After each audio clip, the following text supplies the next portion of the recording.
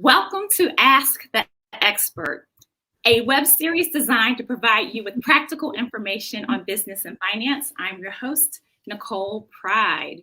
All right, so we are still in the first month of the new year, and I tell you, experts say that many of you are going to give up on your financial goals and resolutions by next week.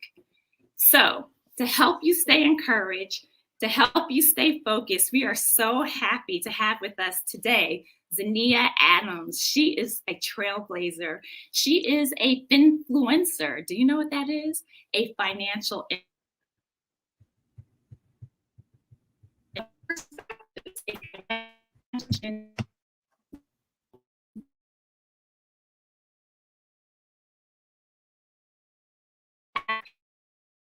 she's a speaker, she's a author.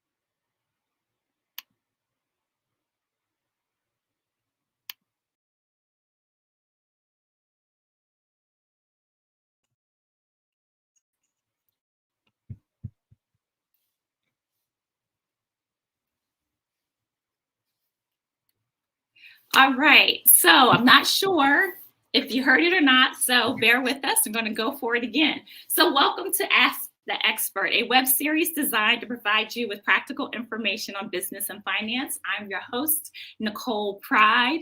And again, we are here in the new year, and we're so happy to have you here. But we are a bit concerned because experts say this time next week, many of you are going to give up on your resolutions and your goals. And so to help you stay true to your financial goals, we have with us today Nia Adams. And so we're so excited because she's a trailblazer. She's a finfluencer. Do you know what that means? She's a financial influencer. And what makes her an influencer is that she's the founder of Perspectives, a personal finance education brand that helps you break through those bad spending habits and to achieve your financial stability. And not only that, not only is she the founder, but she's a speaker, she's a real estate investor, and she's a 3-time author. And so we are just happy that Nia's here with us to give you some tips and some money moves to help you stay focused on your financial goals. So welcome, Nia. Thank you. Thank you so much for having me. I'm so excited to be here. I'm always ready and willing to share personal finance with the world. Oh, and we're so happy to have you here. And I should say, we're so happy not only to have Nia with us today as our guest expert to give you some great tips, but she's going to be with us for this year and maybe beyond, working with our partners. So we are bringing you new resources for our partner organizations this year. We want to make sure that you are equipped to help your community. And so Nia will be one of our experts to provide some of our groups, our organizations, our churches who are working in the community to help our people break through those bad financial habits to build wealth. All right. So tell us, how did you get started on this path of financial education? Like, what was your motivation? So initially it was stumbling through my own money mistakes and just, walking around kind of blindfolded like this, trying to figure it out. And it's something that I had to do on my own. This was before YouTube University or many of the resources that we have available now. I had to kind of like get books, read them, apply the knowledge. And where I messed up at is I I only just followed the steps. I didn't actually look into myself to say, like, what money habits do I have? Why did I end up in this situation? So what I can improve. I just took the steps and I ended up, I guess you could say, making even more money mistakes until I really had that sit down and vulnerable conversation with myself. So I didn't want others to have to go at that battle alone and have to deal with that. And I really wanted to eliminate the shame that we associate with making money mistakes, because it's really just a part of your journey. Okay, so I hear you, right? And so it sounds like you have to make an interchange so you don't repeat the same bad habits, right? And so here we Exactly. are in January after Christmas. Some people may have gone a little crazy during the holiday and they find themselves having made some bad choices, and they may be feeling that shame, that guilt, that regret right now. So where do we go from here? Well, my first advice is always going to be to stop and just breathe. Um, don't think, about the overwhelm. Don't think about the task ahead of you. Stop, breathe, and take a moment for yourself and just reflect. The second, I guess you could say, step you're going to take is you're going to look at where you are. So as you said, we're post holiday. Maybe you spent a little bit too much for the holidays. Maybe now you're kind of refiguring out, like, what is going to happen for my January and February bills, because we know those bills are not going to stop because you spent a little bit more for the holiday. So you want to look at where you are. Are you current with your bills for January? Do you have control of them? Does it look like you'll have a deficit and not have enough to cover those bills? Because you want to start off the year as best possible. So look at if you are on track right now. Where are you now? What's coming in? What's going out? How much income will be coming in and how many expenses? And make sure you always review credit card and bank statements, because sometimes we have expenses like subscriptions or streaming services that are on auto pay that you might forget that you're paying this every month, but that's still factoring into your monthly overhead. So that, to me, that's the first two steps you're going to take. Right. Just to assess what's going on with your finances, right? And Exactly. so that reminds me. So you first started off talking about, the mindset, right? Just first, just exhale, forgive yourself, right? And so that reminds me of your book. So your book title, right, is Budgets, Mindsets, and Money Moves: How to Build Confidence in Your Financial Decisions and Change Your Money Story.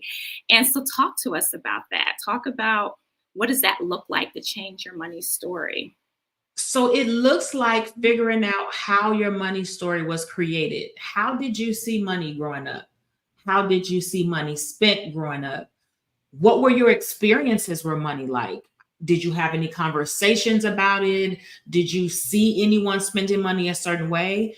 Or how did you experience it, in the sense of maybe you experienced food scarcity? Like myself, I experienced food scarcity growing up. So I had times when we didn't know what we would eat again, or we had to make meals and be resourceful. So as a result, when I got older, I would overspend on food when I had my daughter, because I was so focused on making sure I didn't experience that again.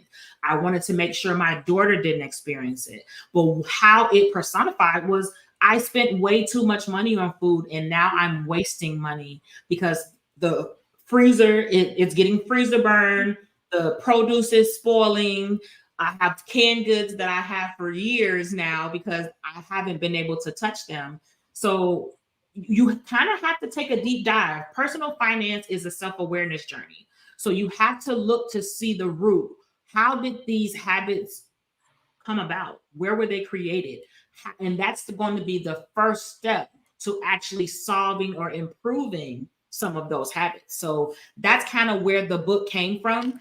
I feel like that's a journey that we often don't take, or we often, we sometimes avoid, because it's not easy. It is work that you have to put in. So I wanted to create like somewhat of a resource for people to read through, and each chapter has two actionable steps that they can actually start immediately. So yeah, that's great. So what I hear you is talking about that we all have a relationship with money, right? And so you came to that self-realization that, hey, you know what? Because of my childhood, I'm spending too much on food. And I think that that's not a common process for most people. Most people don't even realize that there is a relationship with their money. And what are the practical steps if this is a totally new concept for someone? How do you go about discovering what that relationship has been like? What Well, does the that look first like practically? you want to are you happy with your money right now, or are you in a toxic relationship with it? So when you make that Mm-hmm. realization and become aware, am I in a do I feel like money is running away from me and I can never grab a hold of it, even though I'm working very Hmm. hard to get it in my hands, but it seems like it's Hmm. always running away? When you start to Hmm. look at your current relationship with money, and if it's not happy, that's the first sign that, okay, something Hmm. needs to be done, because that really what it was for me. I was tired of working very hard but feeling like I just didn't really have any money. I'm like, I'm working two jobs, why am I still constantly in search of money? Something had to give. And so that's what made me do it. The second thing was, I had done the steps before. I tried to buy a house at 25 and was told by a loan officer, like, no, you don't have this, you don't have you don't have money saved, you don't have good credit. So I purchased books. I took the steps. I prepared my credit, but I still ended up back in debt again. I still ended up back with the same problem. So following the steps wasn't all that I needed to do. There was something else. So you have to take that journey and look at and see, am I constantly in this struggle in battle, and I feel like struggling and stressed, or I get anxiety when it comes to even speaking about money. Those type of things to me are the clear signs, like, okay, I need to do more than just write down what I have coming in and what I have coming out. I need to do some, I guess you could say, soul searching, or have a talk with myself in the mirror so that I can start to go back and look where that money story began being written. Yeah, that's really good. Are you happy with the way that you're engaging and interacting with money now? And if the answer is no, then to dig deeper to figure out why. Mm-hmm. And so also it sounds great that you took advantage of resources. So of course, for people in our community, there's the D-Free movement that makes so many resources available. Also, we put you in touch with financial advisors for free, and we'll put that link up later for people to see, and that they're able to begin getting help with professionals to help map out a plan. So accountability is one way that Mm-hmm. someone can move forward. So that's awesome. And then tell us about what programs that you may make available for accountability or education that people can take advantage of. So I have online courses, and I like to make my courses very interactive. So if we're going to do budgeting, I'm doing a live budgeting demonstration so that you can see, what does it look like when my car breaks down and now I have to adjust everything that I planned out for this month. I do workshops. I'm on all the social media platforms, constantly sharing information, taking questions. I'm very passionate in field that some of us, we only know what we know, and we didn't receive this information, and that's okay. That's fine.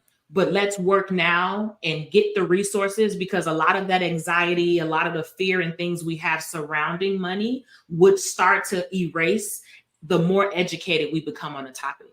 That's one of your biggest weapons you can have against fear, becoming more educated about it. And like you said, utilizing resources that are available to you. And that will start to help you be like, oh, well, I mean, I guess it's not that bad, and it kind of subsides a lot of the fear and anxiety. Yeah. And so tell us, talk through some of the topics of the book that you mentioned. You talked about certain steps and areas that people should focus on. Can you share a few with us? Absolutely, I sure can. So one of them is, first chapter is, money management is a form of self-care. Yeah. Because when your money is funny, you're stressed, you find yourself laying up in the middle of the night, staring at the ceiling, staring at the wall. you're recounting your, when you get your the alert from your bank saying that your funds are low, you're going in there recalculating, making sure that the bank calculated it correctly, when it's like, no, you spent it.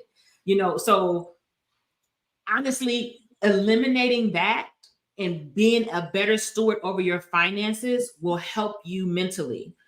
Secondly, knowing what you have, knowing if, even if you have, say you have a flat tire on the expressway, yes, frustrating, inconvenient, but knowing you have the money to take care of it, knowing that it's just going to take a swipe and it's not going to put you to any worse debt, it's not going to be money being taken from any other bill, that alone mentally is relaxing, where you're like, okay, yes, yes, this messed up my day, but guess what? I have the money to pay for it. So I'm thankful for that.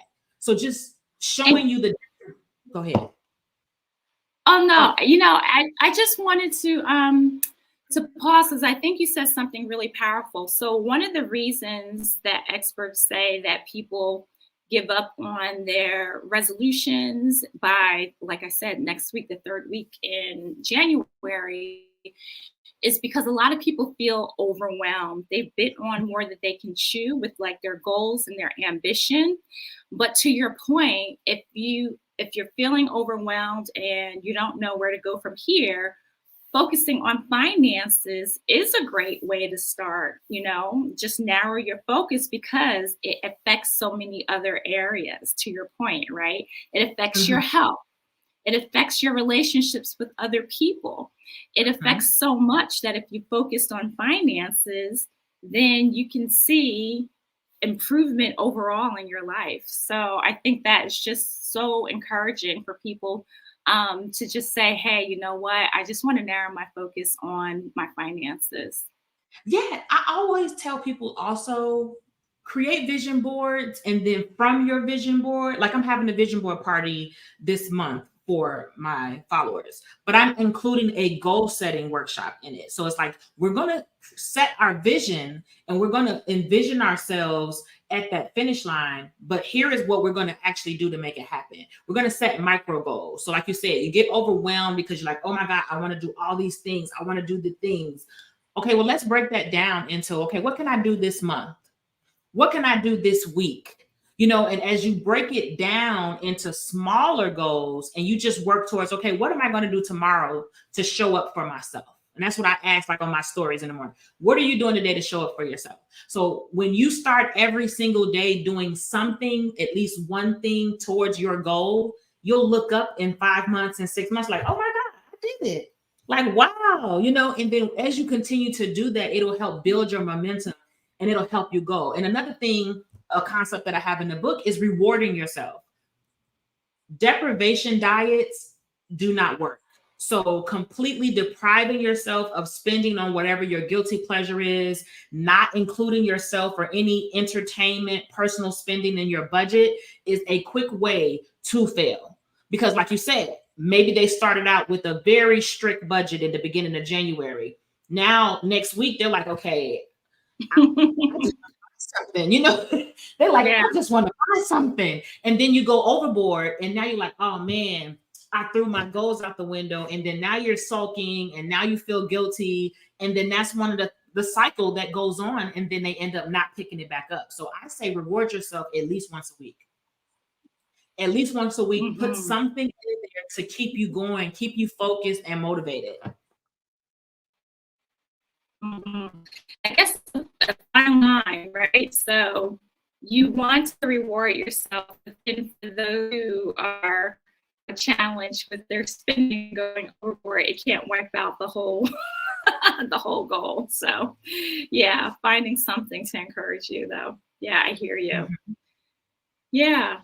And so tell us, what are some money moves that people can make today if they just want to see some incremental move, either in wealth building or getting control of their finances? I guess from beginning to one end of the spectrum to the other end of the spectrum, what are a few tips that you can give? So first, I'm going to say, decide where it is that you want to go. what are your goals? And even if we just say for 2024, what is something you want to have accomplished? Maybe the credit cards that you use for the holidays, maybe you want to have those balances paid off by the end of the year. Okay, so now we know, be very specific with it, like SMART goals. You're going to be specific and you're going to give yourself a timetable. So instead of just saying, oh, well, I want to pay these cards off, you're going to say, well, I want to pay these $10,000 worth of credit card debt off by December 2024. Okay, so let me break that up into months. So now I know how much each month I want to put towards this card to pay it down. Now, where am I at now? Because we discussed yesterday, if I'm trying to build a bridge, I need to know how long is this bridge? How many materials do I need? I have to figure out what is the gap that I am trying to fill. So figure out where you are now. So now you're kind of ahead of the game now. You know where you're trying to go. You know where you are. So what am I going to do now to fill this gap? What do I need to do? Okay, so I looked at my budget and I feel like I have a little bit more money left, but I don't understand how I have money left, because when I do my budget, it says I have money left, but when I'm spending, it seems like I have no money left. So where is this money going? So I'm going to do and look at where my spending is. And this is a step that a lot of people avoid because they know they've spent money that they haven't, they weren't supposed to spend, or they spent more than they were supposed to. And I say, that's okay. Like, we're not worrying about what you did, and it's not to scold you, or it's not to make you feel any way about it. You just need to be aware of where your money is going. That's what a budget is. It is a window into your wallet. And you treat your budget like your BFF. So try it out for a month. Everything you do with your money, tell your budget. If you do something good, you treat it like your best friend. If you do something good, you come tell your best friend, like, girl, let me tell you what I did. If you do something bad, you be like, girl, you treat your budget the same way. It's not there to hurt you. It's not there to scold you. It's more so to tell you, like, okay, you did this. Let me show you how that affected your finances. Let me show you what that step did to adjust it. So once you get comfortable with that step, to me, that's going to be something that will help you.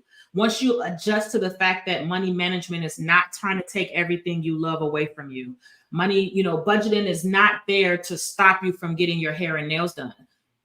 You include it. It's an all-inclusive process. So I think working on your mindset, like I said, figuring out where you are and where you're trying to go, and then how are you going to bridge that gap? Do you need a side hustle? Are you going to cut some expenses? Are you going to minimize some of the trips that you have that year? Like, what are you going to do to bridge that gap? Weigh your needs and wants, and then discuss your priorities with yourself. Like, because some things might be a priority and not. So somebody might say getting your hair done is not a priority. Well, for some people it is, maybe because of the field they work in, or, whatever, they need to have their hair done. So you have to take that journey on with yourself and your lifestyle and your goals to decide what is going to be your needs and wants, so that you can figure out what has to go, what can stay, so that you can get those goals that now that you envision yourself there, and now you know that it's possible. Yeah, I love the concept that, the budget is not something that should be viewed as something emotional, but just as information, right? And so it gives you're more informed about your decision making with your budget. And then also, like you said, just looking at your budget and your finances as a way to determine what your next move is going to be. It gives you information that allows you to make the best decision to move forward. So I love that. Thank you. And so tell us, what are some of the top money mistakes that people make that they should avoid as they're on this money journey? Well, of course, since we're talking about it, the first one is going to be not budgeting, not having what's coming in, what's coming out. You get paid and then you blindly just go spend because you feel a little richer on payday. And I've asked my students the question, what do they splurge the most on? And most people say food delivery or food when they get paid. The first thing they spend so much money on is food. So I would say first, not having a budget, not even knowing where you are financially. Secondly, I'm going to say not preparing for home ownership. not actually figuring out if you can afford home ownership, if it's right for you financially, and then what the process looks like before diving out the window. Third, I'm going to say a money mistake is not investing. So in the current economy that we live in, especially, we saw a very high rate of inflation in the past couple of years. So saving money is not really going to be enough. We don't really know the state of Social Security as far as us being able to get money back when we set to retire. So you have to stop and think about financially, how are you going to provide for yourself in retirement? Especially if you have a very physical job, you will not be able to sustain that for another 30, 40, 50 years. So you have to start looking at ways for your money to create more money. So I feel like that's the third mistake that we make. We don't look for those resources or ways. We don't educate ourselves, and we're scared to take that risk. We're scared to lose our money. And because of that fear and because of us being scared, we miss out on a lot of opportunities for our money to make more money, and thus we not being the only one doing all the work. Nia, I just want to go back to the home ownership one. I'm sure that many people have home ownership as a goal, but you talked about just briefly about it may not be right for you. So how do you make that decision on if now is the right time to move forward with home ownership? Oh, I actually wrote a whole book about it. So one, do you plan on moving anytime soon? So a lot of now is 2024. A lot of people are interested in leading nomadic lives and moving here and there. If you plan to move within the first 5 years, you might be losing money by purchasing a house. When you're first purchasing a house, there are several expenses that total thousands of dollars that you have to pay up front. So if you plan to move in 5 years and you'll have to sell that house, you don't know if that house will be worth enough or have increased in value enough for you to make that money back. So that's something you have to consider if you want to purchase. Second, you have to look at having a resource or gather a network of individuals who are able to help you with repairs or help teach you about different things. You want to see, do you have stable income? Have you been working stable in a stable field with a stable income for 2 years without interruption, without a break, without it being more of a fluctuating and you don't really know how much you're getting paid? Is your credit stable? Do you have an emergency fund? You need an emergency fund because even past the home buying process, you have repairs and replacements. And once you purchase a home, you can no longer call the landlord to make those repairs because now you are the landlord. So you're responsible for getting any of those repairs done. And that could be anything. I personally just purchased a house and I have someone coming tomorrow that has to do probably $3,000 to $4,000 worth of repairs here. So if I hadn't saved any money more than just purchasing the house, I would have to wait and have those things just stay like that. So you want to look at your current financial situation. Are you currently stable financially? How much debt do you have? When you purchase a house, the lender is going to look at how much debt you have compared to how much income you bring in. And from the lender's perspective, if you owe a lot of people already and they're already swallowing your paycheck, what makes me feel like I will get paid? I'm not going to feel like I'm going to get paid. So I'm going to be very reluctant to lend you money. Mm-hmm. And so this is not to discourage anyone who has the goal of home ownership. It just helping you to be positioned for success, right? And so given some of these considerations, now may be a good time, or it may make better financial sense to add another 6 months, add another 12 months or so. And so these are some considerations because we don't want the extra expenses of a home ownership to sneak up on you and then do more financial harm than good. We just want you to be educated in your decision making. So these are really good tips. Thank you for that. Oh, no problem. Absolutely. It's really designed for if you see that you're not at that point, for you to create the plan, add it to your goals, and now you know what you need to do to prepare yourself for home ownership. That's really what it's intended for. Yeah, no, it's great. Wholeheartedly agree. And then I think you're about to mention another money mistake that people should consider.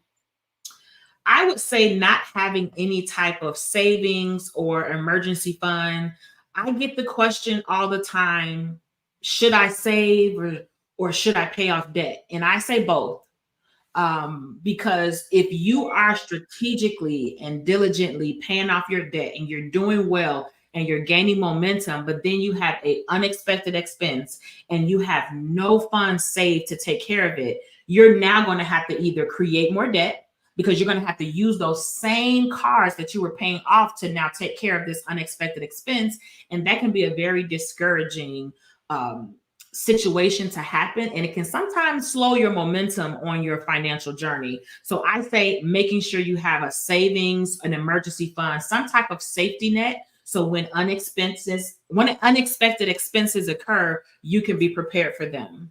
And then lastly, I will say taking a windfall of money to pay off debt, but you didn't do anything to correct the money habits that created the debt. Yeah. And that goes back to mindset. Mhm. Correct. Yeah, yeah, yeah, yeah.